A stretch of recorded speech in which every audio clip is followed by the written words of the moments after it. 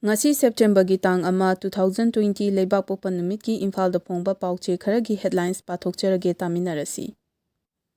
Leibak asigi president oiramba Pranab Mukherjee nongakre. Numit tarit ni awaba phongani haina laothokhre.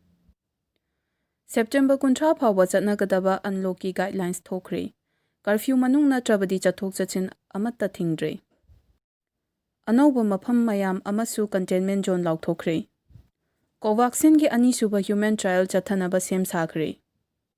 India ga Myanmar ga lalun itik taunaba dukan sing nungthil pung manga phawba hangba yare. RIMS ki level 1 trauma center ama chief minister N Biren na sangakre.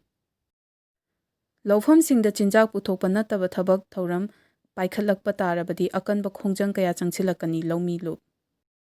Amasung MGNREGS da aranba tauramba GRS singi mathakta action lawragani.